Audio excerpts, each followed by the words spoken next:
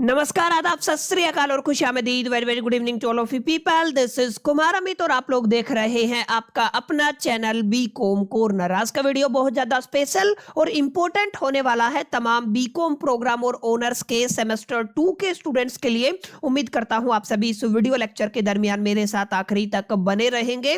और हाँ, अगर आपको ये वीडियो हेल्पफुल लगता है, कंटेंट यूजफुल लगता है, तो इस वीडियो को लाइक करके अपने तमाम दोस्तों के साथ शेयर जरूर करेंगे। तो विदाउट वेस्टिंग द टाइम चलिए शुरू करते हैं। माय डियर फ्रेंड्स, जैसा कि आप सभी टाइटल और थंबनेल देख के अंदाजा लगा चुके हैं, आज की वीडियो के अंदर हम आपके कॉर्पोरेट अकाउंटिंग के one of the most important chapter को शुरू करने वाले हैं, जिसका टाइटल है issue for feature and the री इशू ऑफ शेयर। अब टाइटल से आप सभी को एक क्लैरिटी मिल गया होगा। इस चैप्टर के अंदर हमारा पूरा का पूरा एजेंडा शेयर से जुड़ा हुआ रहेगा। सबसे पहले हम लोग समझेंगे शेयर का अपना क्या मीनिंग होता है, कितने तरीके के शेयर होते हैं। जब आप लोग प्रीफरेंस शेयर की बात करते हैं, जब आप लोग इक्विटी शेयर की बात करते हैं, दोनों के बीच में बुनियादी तौर पे क्या फर्क होता है, क्या क्या प्रेफरेंस शेयर कैपिटल के अंदर आता है, क्या आपका इक्विटी शेयर कैपिटल के अंदर आता है। जब आप लोग शेयर कैपिटल की बात करते हैं तो उसका अपना क्या मीनिंग होता है, शेयर कैपिटल की क्लासिफिकेशन किस तरीके से की जाती है, तमाम तरीके की जर्नल एंट्रीज को हमें यहाँ पे समझना है और भर भर के आपको यहाँ पे न्यूमेरिकल को प्रैक्टिस करना है। इस चैप्टर के दरमियान काफी ऐसी चीजें रहेंगी जो आप लोग पहले भी पढ़ के आ चुके हैं। जो जो चीजें आपको आती है उनका रिवीजन हो जाएगा। मैं इस लेक्चर को कुछ इस तरीके से पढ़ाने वाला हूं कि हर एक बच्चा जो नॉन कॉमर्स बैकग्राउंड से भी ताल्लुकात रखता है तो हमारी इस वीडियो को देख के बड़े प्यार से, बड़े आराम से तमाम कॉन्सेप्ट को समझ पाए। बहरहाल ज्यादा बातें ना करते हुए अब बढ़ते हैं लेक्चर की तरफ और समझने की कोशिश करते हैं क्या कुछ है हमारा एजेंडा। देखिए, जब आप लोग बात करते हैं शेयर की तो सबसे पहले हमें शेयर की डेफिनेशन को समझना होता है।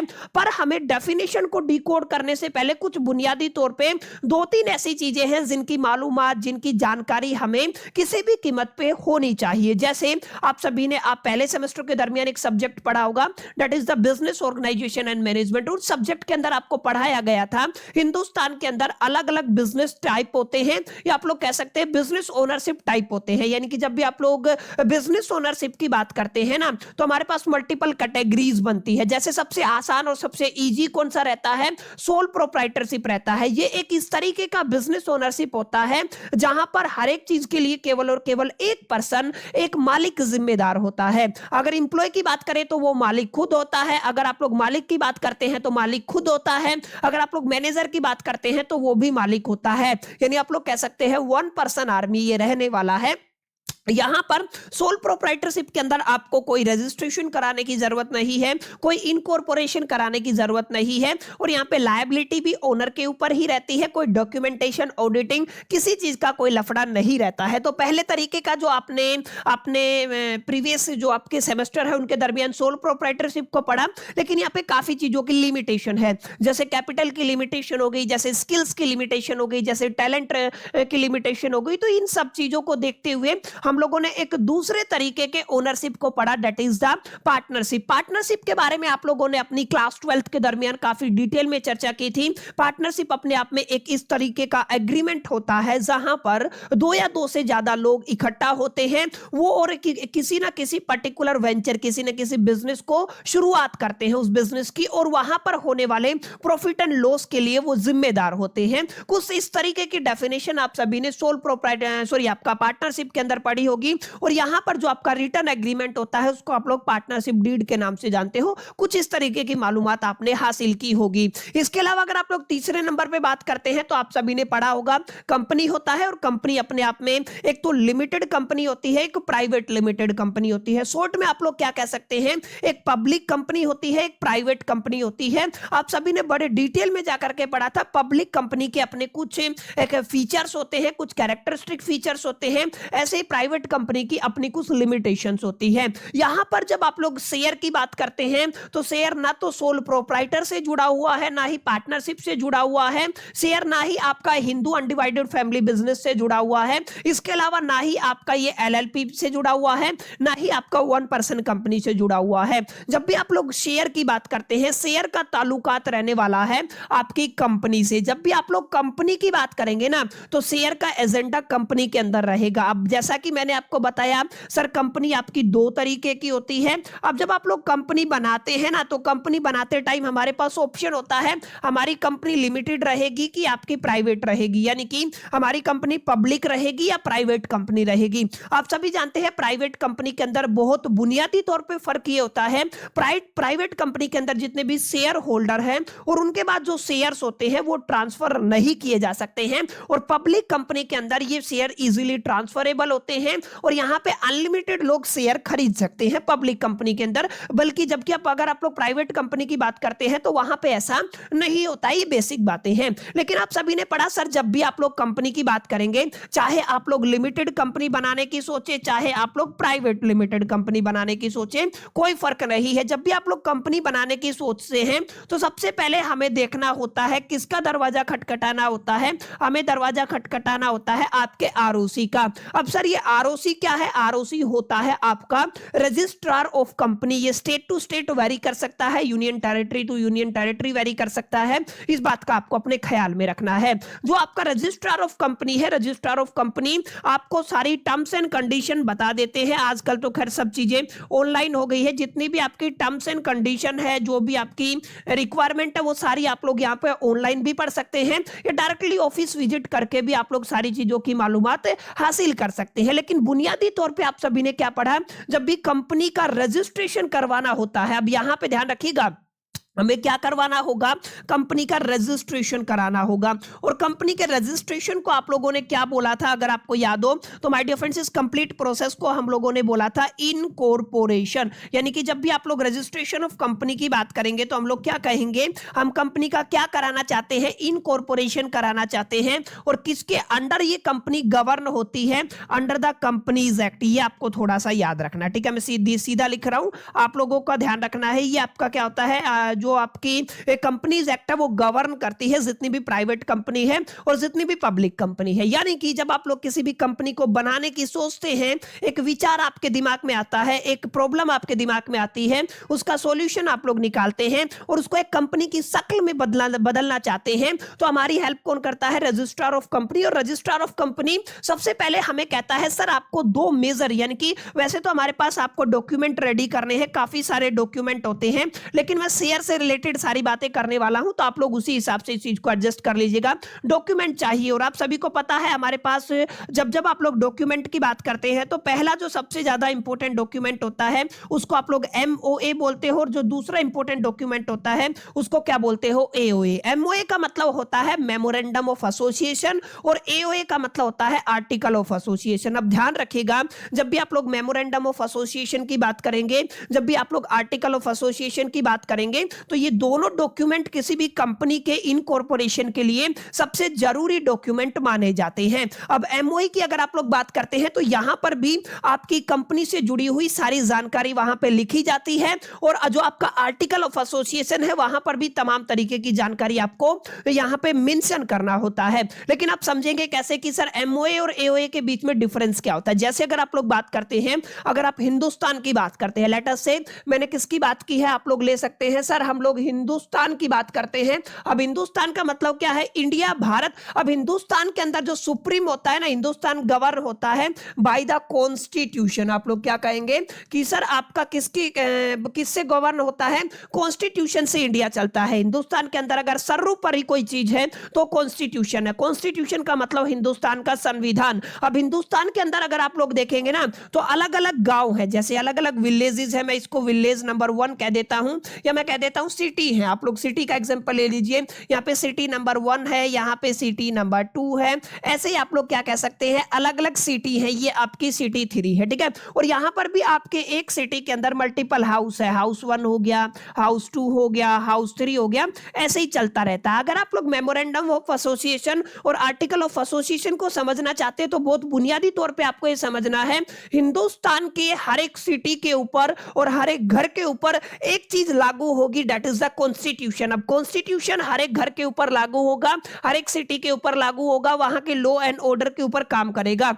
यानी कि जो कॉन्स्टिट्यूशन है हर एक शहर, हर एक गांव, हर एक कस्बे के ऊपर काम करता है। अब होता क्या है, कुछ शहर की पंचायत, जैसे गांव की पंचायत है, वो कुछ नियम डिसाइड करती है। अब कुछ कुछ ऐसी बातें होती है जो पंचायत दर पंचायत डिफर करती है। एक गांव ने अपनी ज्योग्राफिकल कंडीशन को ध्यान में रख करके कुछ नियम बनाए, हो सकता है दूसरा गांव उसको फॉलो ना करे, क्योंकि वो उनके गांव की ज्योग्राफिकल कंडीशन के हिसाब से एडजस्ट किया गया था। यानी कि यहां पे आपको ध्यान ये देना है, सिटी टू सिटी नियम बदलते हैं। और जैसा कि अगर आप लोग बात करते हैं अपने इंडिविजुअल, अगर आप लोग हाउसेस की बात करते हैं, घर की बात करते हैं, मैं अपने घर की बात करूं, जो मेरा हेड ऑफ द फैमिली है, जैसे हर एक घर में जनरली पापा होते हैं, तो वो कुछ नियम सेट करते हैं। वो नियम केवल आपके घर तक लागू होते हैं, पड़ोसी उसको फॉलो नहीं करेगा। जैसे किसी घर में ये अनुमति होती है कि आपको केवल और केवल गवर्नमेंट एग्जामिनेशन की प्रिपरेशन करनी है, किसी घर में ये आपको आजादी दी जाती है, फ्रीडम दी जाती है, बच्चा जो आपको अच्छा लगता है ना आप वो जीवन में कर सकते हैं। तो ये इंडिविजुअल लेवल पे नियम लागू होते हैं। तो कोई भी कंपनी जो अपनी बाउंड्रीज सेट करती है, अपने इंडिविजुअल लेवल पे क्या क्या चीजें करेगी, क्या क्या नहीं करेगी, यानी कि घर के अंदर क्या होगा, यानी कि कंपनी के अंदर क्या होगा, वो सारी बातें आपको आर्टिकल ऑफ एसोसिएशन के अंदर देखने को मिलती है। और हर एक कंपनी का आर्टिकल ऑफ एसोसिएशन डिफर कर सकता है। यहां पे प्रोबेबिलिटी, पॉसिबिलिटी, चांसेस, संभावना रहती है, इस चीज को आपको ध्यान में रखना है। मेमोरेंडम ऑफ एसोसिएशन के अंदर बुनियादी तौर पे जो जो चीजें आपको देनी होती है, 6 चीजों पर बेसिकली मेमोरेंडम ऑफ एसोसिएशन के ऊपर बात होती है। 6 की 6 चीजें हर एक कंपनी को यहां पे जमा करवानी होती है, डिसाइड करनी होती है। इन बातों को आपको अपने ख्याल में और जहन में रखना है। और इसी से हमारे आज के चैप्टर की शुरुआत होने वाली है। यानी कि अगर आप लोग बात करते हैं मेमोरेंडम ऑफ एसोसिएशन की, तो मेमोरेंडम ऑफ एसोसिएशन के अंदर हम लोग टोटल 6 चीजों पर डील करने वाले हैं, जहां पर हम लोग सबसे पहले नेम की बात करेंगे, फिर हम लोग एड्रेस की बात करेंगे। यानी कि सबसे पहला फैक्टर हमारा क्या आ जाएगा सर, सबसे पहला फैक्टर हमारा नेम आ जाएगा, आपके ऑर्गेनाइजेशन का, आपकी कंपनी का,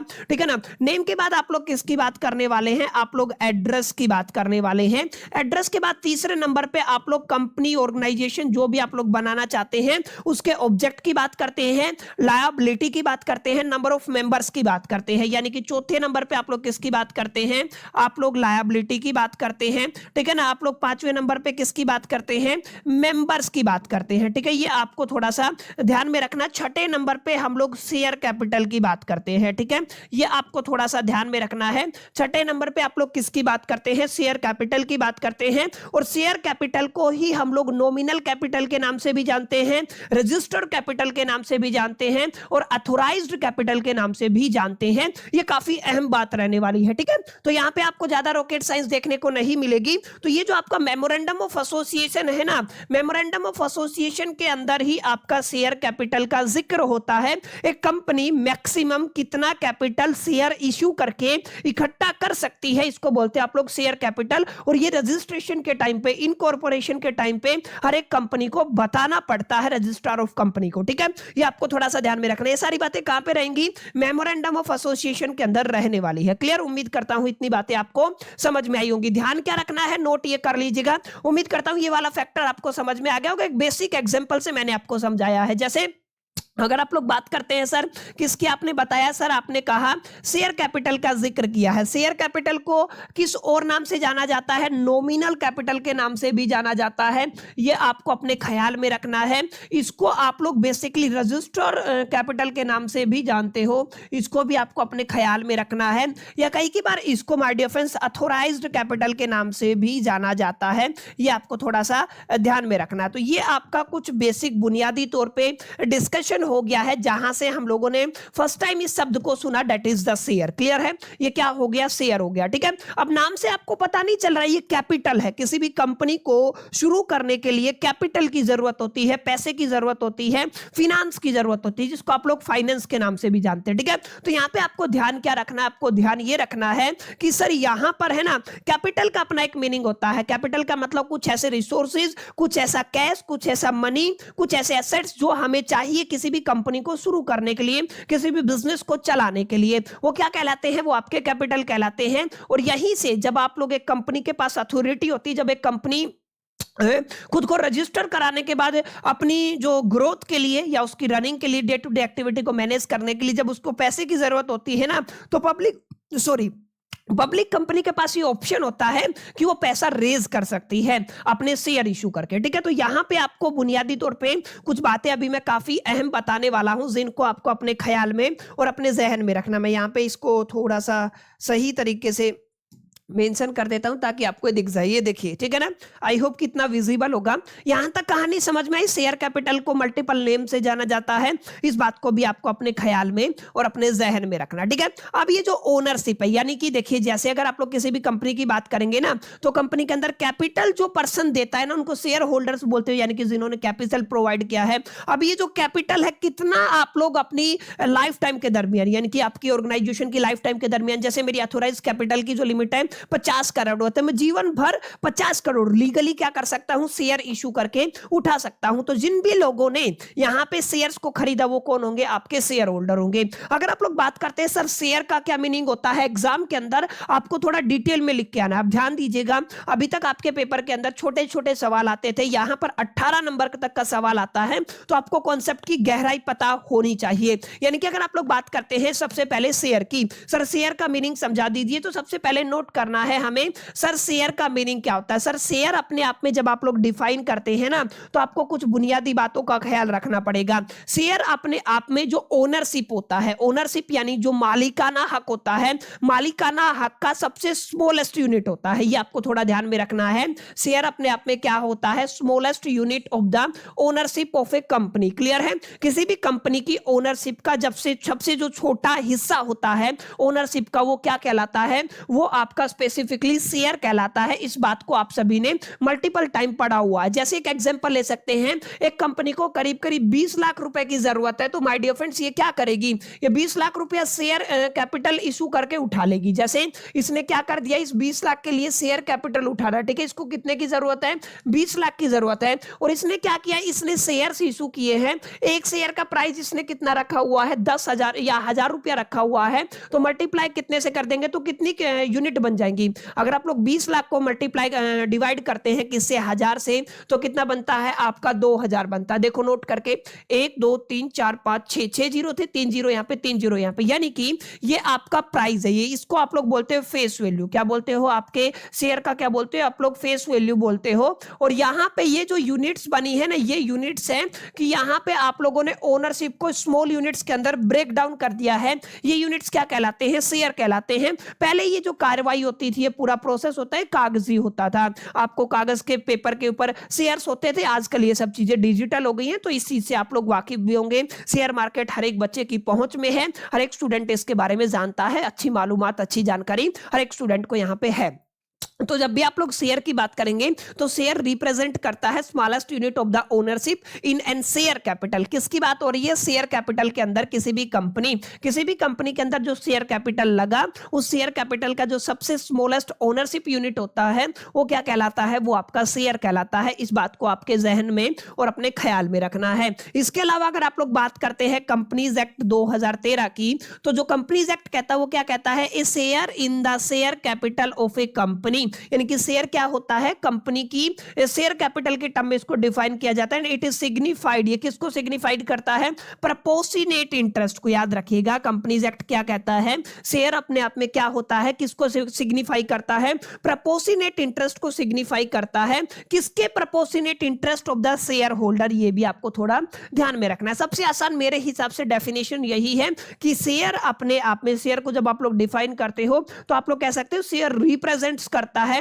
किसको, smallest unit of the ownership of किसकी, या फिर इन the share capital of a company. Clear है, तो ये आपकी किसकी डेफिनेशन हो गई है माय डियर फ्रेंड्स, ये अपने आप में आपके शेयर की डेफिनेशन हो गई है। और यहां पे हम लोगों ने काफी गहराई में जाकर के चीजों को समझ लिया है एमओए के अंदर। अब ये जो सारी चीजें हैं ना, बहुत डिटेल में जाकर के आप लोगों को एक सब्जेक्ट ऑफर किया जाएगा सेमेस्टर 2 के अंदर, दैट इज कॉर्पोरेट लॉ या कंपनी लॉ। दोनों का मतलब सेम ही रहता है। कॉर्पोरेट लॉ और कंपनी लॉ के अंदर काफी डिटेल में जाकर के इन पर चर्चा होती है, और हम लोग भी करेंगे अपने दूसरे चैनल के ऊपर, जहां पर मैंने एचआरएम पढ़ाना शुरू कर दिया है ना, वहीं पर मैं आपको क्या पढ़ाने वाला हूं, कंपनी लॉ भी पढ़ाने वाला हूं। डिटेल में जाकर के हम लोग बहुत प्यार से चीजों को समझेंगे, तो वहां पर जाकर के आपको और भी क्लैरिटी यहां पे मिलने वाला है। ठीक है, तो आई होप कि आपको समझ में आया होगा। ये समझ में आया फेस वैल्यू क्या होता है, इस पर हालांकि मैं डिटेल में अभी चर्चा करने भी वाला हूं, तो इस चीज को आपको अपने ख्याल में और अपने जहन में रखना है। ठीक है, तो यहाँ पे हुआ क्या, यहाँ पे आप सभी ने पढ़ा कि सर जब आप लोग शेयर कैपिटल की बात करते हैं, शेयर कैपिटल का जिक्र मेमोरेंडम ऑफ एसोसिएशन के अंदर होता है, और वहां पर मैक्सिमम जो हमारी लिमिट होती है कि कंपनी इतने शेयर, इतनी कैपिटल शेयर इशू करके रेज कर सकती है, उसको क्या बोलते हो, ऑथोराइज्ड कैपिटल बोलते हो। ठीक है, अब यहाँ पे हमारे पास कंपनी के ऊपर डिपेंड करता है कि वो सारा पैसा एक साथ मार्केट से उठाना चाहती है, सारी की सारी शेयर कैपिटल एक साथ उठाना चाहती है, या वो अपनी रिक्वायरमेंट के हिसाब से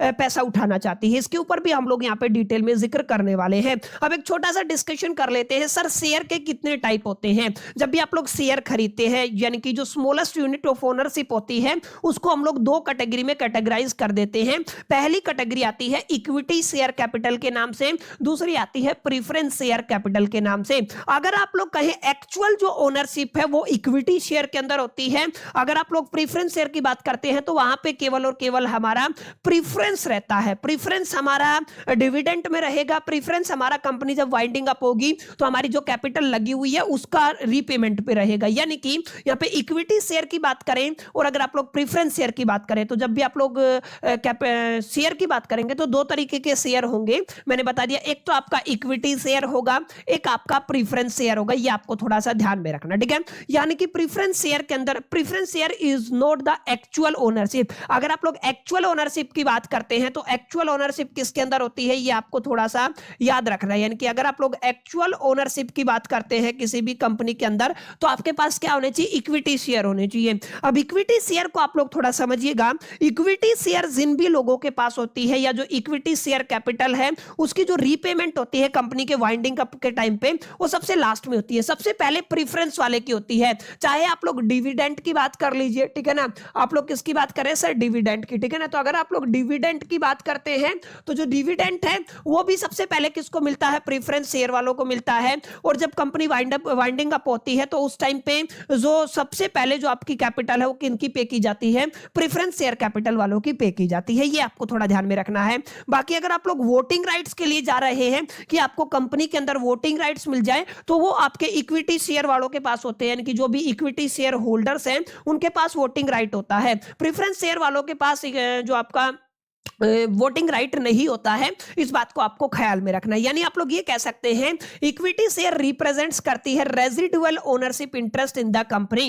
कंपनी के अंदर अगर किसी के पास रेजिडुअल इंटरेस्ट होता है तो किसके पास होता है, वो होता है आपके इक्विटी शेयर होल्डर के पास। ये आपको थोड़ा सा ध्यान में रखना है। और जितने भी प्रीफरेंस शेयर कैपिटल होल्डर होते हैं उनके पास आपका क्या नहीं होता, रेजिडुअल ओनरशिप इंटरेस्ट नहीं होता है। यहां पे केवल और केवल इनके पास क्या होता है, प्रीफरेंस राइट होता है। प्रीफरेंस राइट किसके अंदर होता है, यानी जब डिविडेंड का पेमेंट होगा तो इनको प्रायोरिटी पे रखा जाएगा। यहां पे जब भी आपकी कैपिटल की रीपेमेंट की बात होगी ना वाइंडिंग आपके टाइम पे, तो यहां पे इनको प्रायोरिटी पे रखा जाएगा। यानी कि आपका मेजरली दो ही बेनिफिट होगा, एक तो आपको डिविडेंड में प्रायोरिटी मिलेगी, और जब आप लोगों की कंपनी क्या होगी, वाइंडिंग अप होगी। यानी कि जब आप लोग वाइंडिंग अप की बात करेंगे तो वाइंडिंग अप के टाइम पे आपकी कैपिटल आपको सबसे पहले मिलेगी।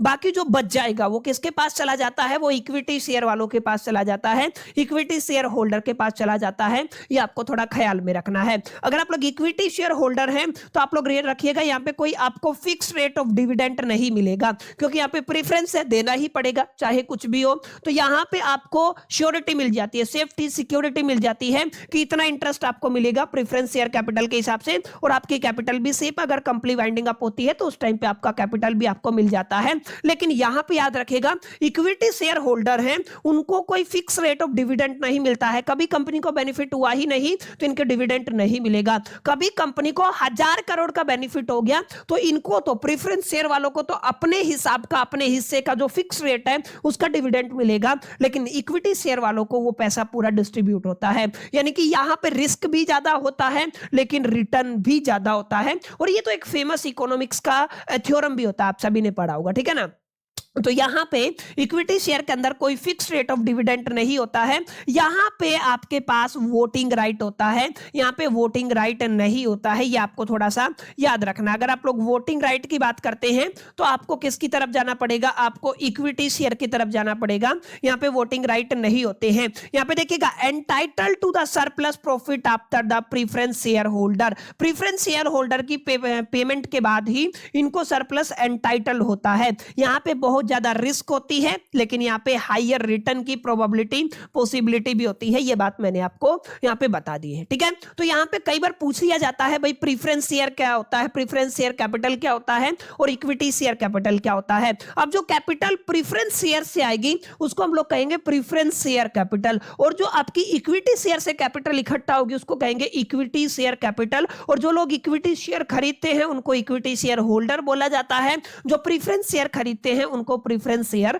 होल्डर बोला जाता है। अब एक कई बार पेपर में यह भी पूछ लिया जाता है, जब आप लोग बात करते हैं सर प्रीफरेंस शेयर की, तो बताइए अलग अलग टाइप के प्रीफरेंस शेयर होते हैं, हम लोग आने वाले टाइम में इनको बड़ा डिटेल में पढ़ेंगे। Cumulative and non cumulative preference share होता है, रिडीमेबल इररिडीमेबल प्रेफरेंस शेयर होता है, participating non participating preference share होता है, convertible and non convertible preference share होता है, ठीक है। तो इनके बारे में खैर हम लोग आने वाले वक्त में डिटेल में गहराई में चर्चा करेंगे। अभी का एजेंडा क्या है, अभी का एजेंडा है आपको एक क्लैरिटी मिलना चाहिए कि प्रेफरेंस शेयर क्या होता है, इक्विटी शेयर क्या होता है, क्या क्या प्रोज है, क्या क्या कौन से। आई होप कि इसकी क्लैरिटी आपको मिल गई होगी, शेयर की क्लैरिटी आपको मिली, शेयर समझ में आ गया, टाइप ऑफ शेयर आपको समझ में आ गया। देखिए अब यहां पे बात करते हैं फेस वैल्यू की। जब भी आप लोग शेयर की बात करते हैं तो शेयर की अपनी है कि फेस वैल्यू होती है। फेस वैल्यू का मतलब होता है face value stated on the share certificate, share certificate के ऊपर जो शेयर की कीमत मेंशन होती है ना, उसको क्या कहते हो माय डियर फ्रेंड्स, उसको बोला जाता है फेस वैल्यू, ठीक है।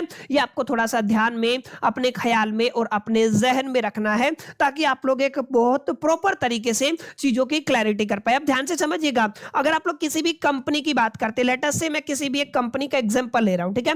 मेरे पास कोई भी कंपनी है भाई साहब, ठीक है ना, उस कंपनी के पास जो अथोराइज्ड कैपिटल है, वो अथोराइज्ड जो आपकी कैपिटल है वो मान लीजिएगा, लेट अस से मैं एक एग्जांपल ले लेता हूं, लेट अस से कि आप लोग कह दीजिए उसके पास अथोराइज्ड कैपिटल है 10 लाख की, ठीक है। तो मैंने क्या कहा, यहाँ पे एक लिमिट सेट कर दी है, अथोराइज्ड कैपिटल कितने की है, उसके पास 10 लाख की है, यानी कि 10 लाख तक क्या कर सकता है, अथोराइज्ड कैपिटल है, या 10 लाख शेयर मान लीजिए, what ever you can say, ठीक है ना। तो इसके पास अथोराइज्ड कैपिटल कितनी है, 10 लाख शेयर की है, ठीक है। यानी कि इसको लाइफ टाइम में परमिशन है कि ये कितने शेयर इशू कर सकता है, 10 लाख शेयर ये कंपनी इशू कर सकता है। अब आपको समझना क्या है, आपको समझना ये है, जब ये कंपनी शेयर इशू करती है तो इसके हाथ में होता है ये 10 के 10 लाख एक साथ ऑफर कर दे आपको।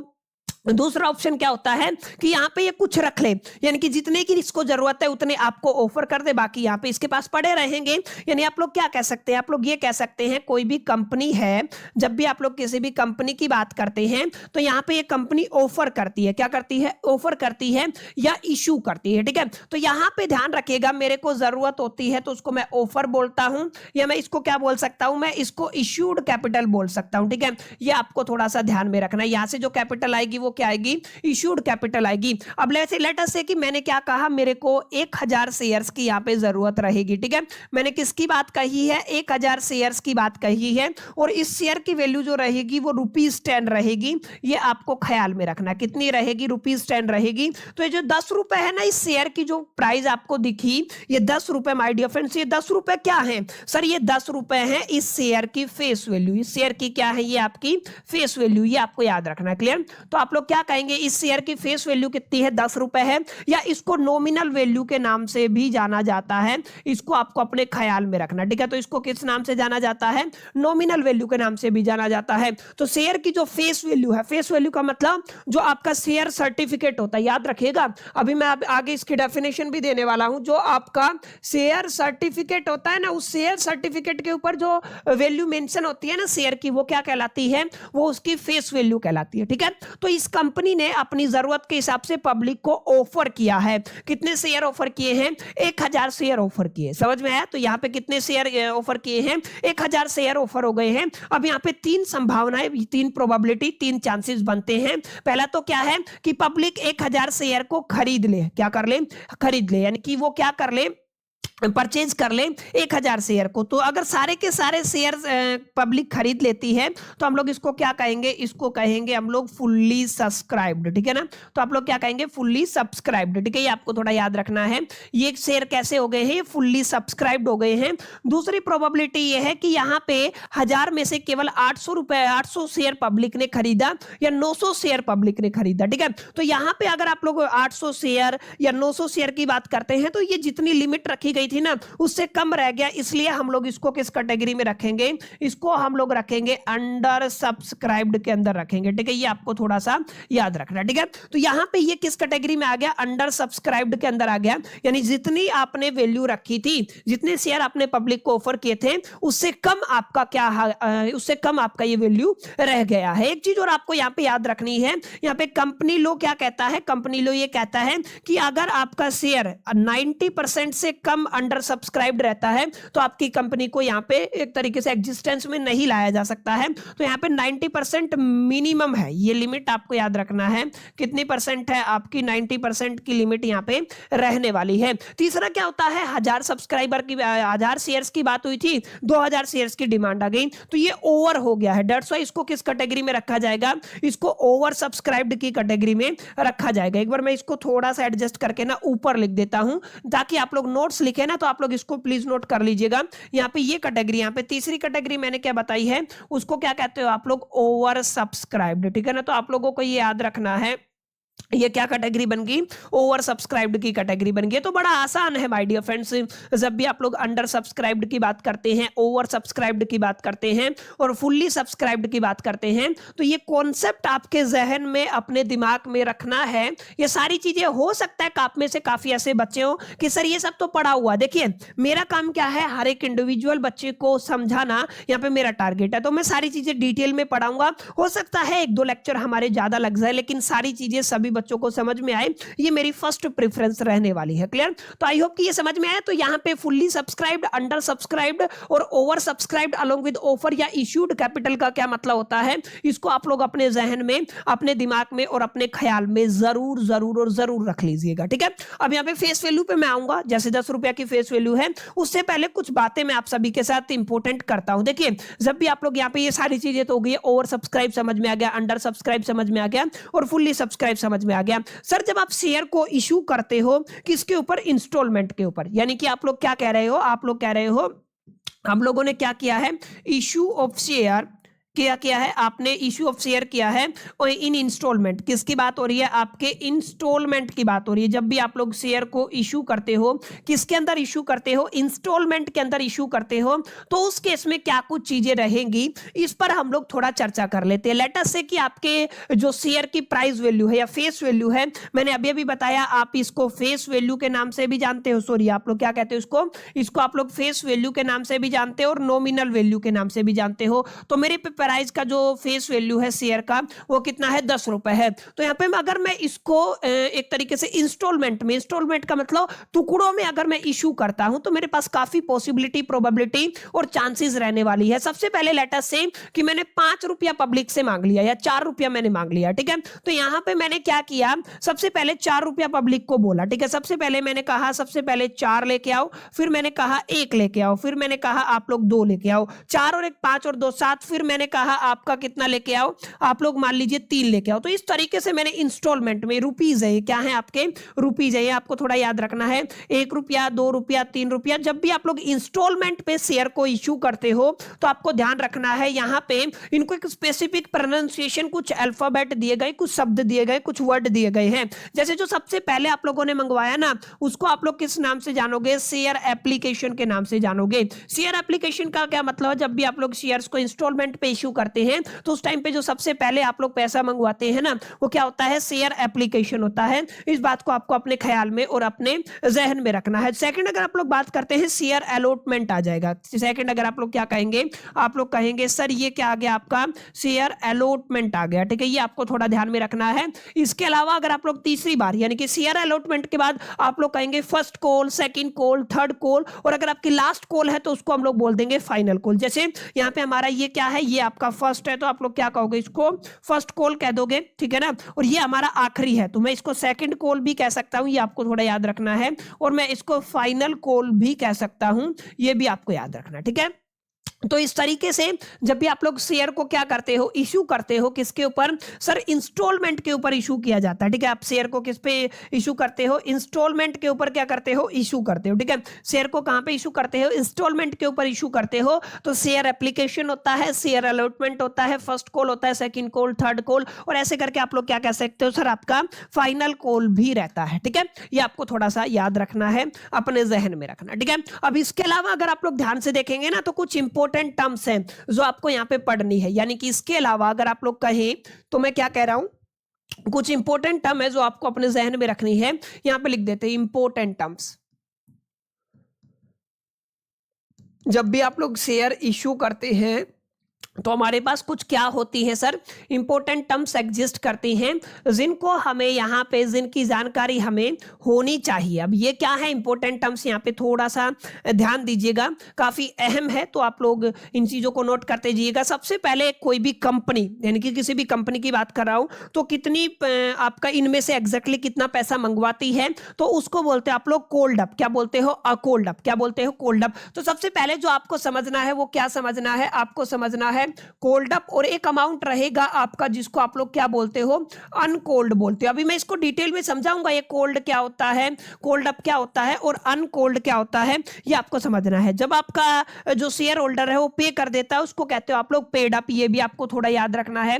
क्या कह देते हो आप लोग, इसको पेड अप कह देते हो, ठीक है ना। इसके अलावा एक जो शब्द आता है उसको कहते हो आप लोग कॉल्स इन एरियर, ठीक है ना। तो आप लोग क्या कहेंगे, इसको आप लोग क्या कहेंगे, आप लोग कह सकते हैं सर ये क्या रहेगा, कॉल्स इन एरियर रहेगा, इसको भी आपको समझना है।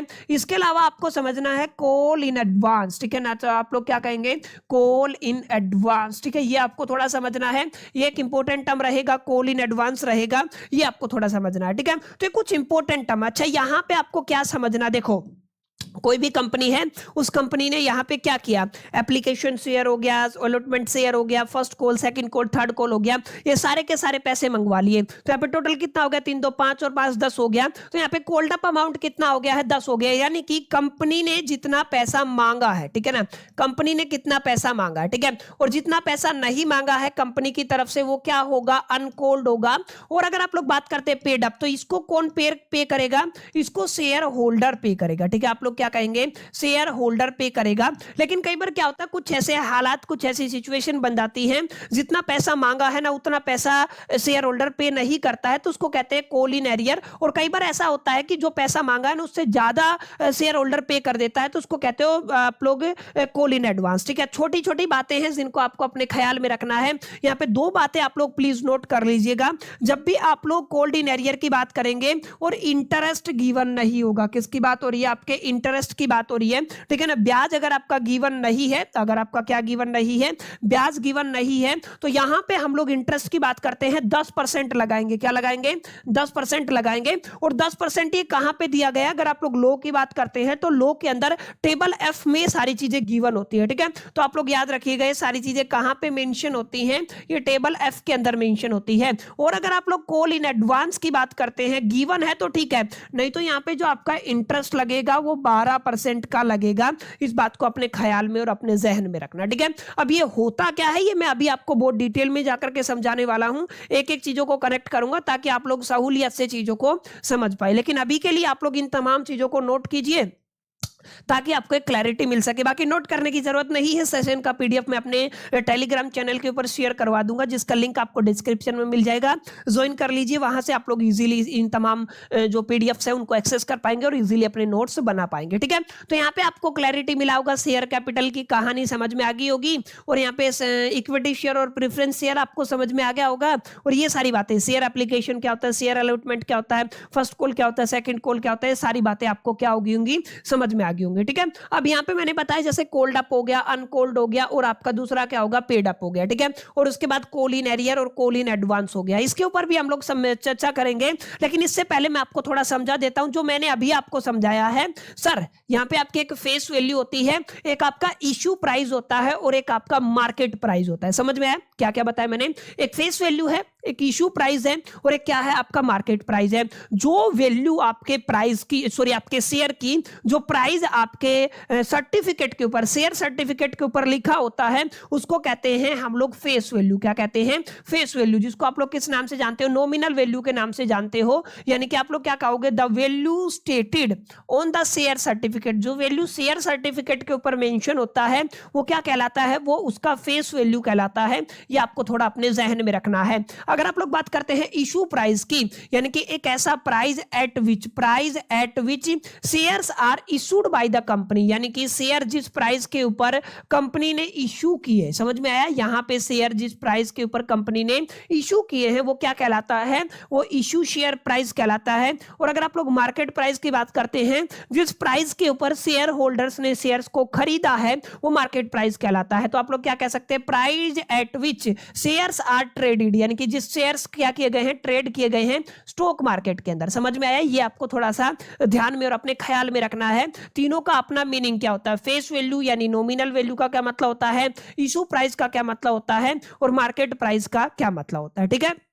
अब यहां पे देखिए शेयर्स में भी इशूड, याद रखिएगा शेयर को इशू किया जाता है पर के ऊपर और दूसरा प्रीमियम के ऊपर भी किया जाता है। अच्छा, शेयर्स को डिस्काउंट के ऊपर ऑफर किया जाता है लेकिन ये चीज जर्नली प्रोहिबिटेड है, यानी कि इसकी एक तरीके से मनाही है किसके अंदर? कंपनी लॉ के अंदर। ठीक है, तो ये जो आपका डिस्काउंट के ऊपर शेयर को इशू करना प्रोहिबिटेड माना जाता है कंपनी लॉ के अंदर। ये आपको थोड़ा समझना। ठीक है, तो यहाँ पे आपको क्लैरिटी मिला होगा फेस वैल्यू क्या होता है, इशू प्राइस क्या होता है, मार्केट प्राइस क्या होता है। अगर आप लोग इसको पर और प्रीमियम के ऊपर इशू कर सकते हैं, डिस्काउंट के ऊपर जर्नली जो लॉ कहता है वो इसको प्रोहिबिटेड कहता है। अगर आप लोग डिस्काउंट के ऊपर शेयर को क्या करते हैं? बेसिकली इशू करते हैं। ठीक है, अब यहां पे बात आती है सर, हाँ, अभी बात आती है आपकी शेयर कैपिटल। तो शेयर कैपिटल को आप लोगों ने क्या पढ़ा? शेयर कैपिटल के बारे में हमने पढ़ा, शेयर इशू करके जो टोटल कैपिटल रेज होती है, ठीक है ना, टोटल जो कैपिटल रेज होती है, कैपिटल जो रेज होती है बाय इशूइंग द शेयर, उसको क्या कहते हो आप लोग? शेयर कैपिटल कहते हो। सबसे पहली जो कैटेगरी हमारे पास आती है ना, ध्यान रखिएगा, उसको कहते हैं अथोराइज्ड शेयर कैपिटल। मैंने बताया था अथोराइज्ड बोल दीजिए, रजिस्टर बोल दीजिए, मल्टीपल नॉमिनल बोल दीजिए, ये तमाम किसके नाम है? इसी के ही नाम है। यानी कि कंपनी एग्जैक्टली कितना पैसा शेयर्स इशू करके उठा सकती है, एमओए के अंदर जो मेंशन होता है इसको क्या बोलते हो? ऑथोराइज्ड शेयर कैपिटल बोलते हो। यानी आप लोग कह सकते हो maximum capital permitted by the memorandum of association. Memorandum of association जो मैक्सिमम परमिट देता है किसी भी कंपनी को, किसके लिए? मैक्सिमम कैपिटल के लिए, वो क्या कहलाता है? ऑथोराइज्ड शेयर कैपिटल कहलाता है। इशूड शेयर मैं पढ़ा चुका हूं, मैंने बताया था जितना ऑफर करती है, portion of the authorised capital offer to the public, public को जितना ऑफर किया जाता है। याद आया? मैंने ये सारी बातें यहां पे समझाई थी, अगर याद हो तो। यहाँ पे कहाँ पे गया वो वाला पेज? यस, यहाँ पे देखिएगा आपका ऑफर किया हुआ है, ये ऑफर हो गया है। Face value, nominal value, fully subscribed, under subscribed और ओवर सब्सक्राइब्ड, ये हम लोगों ने बातें कर चुके हैं। अब सब्सक्राइब्ड शेयर कैपिटल क्या होता है? Capital subscribed by the investor, investor जिस कैपिटल को सब्सक्राइब कर देते हैं, शेयर खरीद के जो पैसा पे कर देते हैं। अगर आप लोग कोल्ड अप की बात करते हैं तो कोल्ड अप के अंदर हम लोग क्या कहते हैं? Amount cold bye the company, company ने जितना अमाउंट कॉल किया है, जैसे अगर उसने 10 में से 5 कॉल किया है तो कोल्ड अप हो जाएगा ना वो। ऐसे अगर आप लोग पेड अप शेयर कैपिटल की बात करते हैं तो amount actually received by the company, जो पेड अप का मतलब क्या है? जो एग्जैक्टली अमाउंट कंपनी ने रिसीव किया है वो क्या कहलाता है? वो पेड अप शेयर कैपिटल कहलाता है। तो ये आपको अपने ख्याल में और अपने जहन में रखना है। क्लासिफिकेशन ऑफ शेयर कैपिटल के अंदर authorised share capital, issued share capital, subscribed share capital and the capital cold up share capital और पेड अप शेयर कैपिटल, ये तमाम तरीके की आपकी क्या रहती है? शेयर कैपिटल एग्जिस्ट करती है। तो माय डियर फ्रेंड्स, ये कुछ बातें हैं जो आज की क्लास के अंदर हम लोगों ने समझी। अब अगली क्लास के अंदर हम लोग कैरी फॉरवर्ड करेंगे, कहां से? हमारा एक टॉपिक है यहां से जी, ये आपका कोल्ड अप क्या होता है, अनकोल्ड क्या होता है, पेड अप क्या होता है, और कॉल इन एरियर क्या होता है, और कॉल इन एडवांस क्या होता है। इस पर हम लोग बड़ी जम करके चर्चा करेंगे, डिटेल में पढ़ने वाले हैं। और अगले क्लास के अंदर आपको प्रैक्टिकल एस्पेक्ट भी देखने को मिलेगा, जहां पर हम लोग मल्टीपल न्यूमेरिकल्स को भी प्रैक्टिस करेंगे, अलोंग विद हम लोग अलग अलग जर्नल एंट्रीज को भी समझने वाले हैं। उम्मीद करता हूं ये जो आपका चैप्टर है issue for feature and the री इशू ऑफ शेयर, इसका पहला पार्ट आपको समझ में आया होगा, चीजों की क्लैरिटी आपको मिली होगी, एक अंडरस्टैंडिंग आपकी बनी होगी। अगर आपको सेशन पसंद आया है तो इस वीडियो को लाइक जरूर कर दीजिएगा, दोस्तों के साथ शेयर करना मत भूलिएगा। पहली दफे चैनल पे आए हैं तो सब्सक्राइब करके बेल आइकन को जरूर प्रेस कर दीजिएगा। इस वीडियो में इतना ही, मिलते हैं नेक्स्ट वीडियो के अंदर। जब तक के लिए मैं तो so all the best, till then keep learning.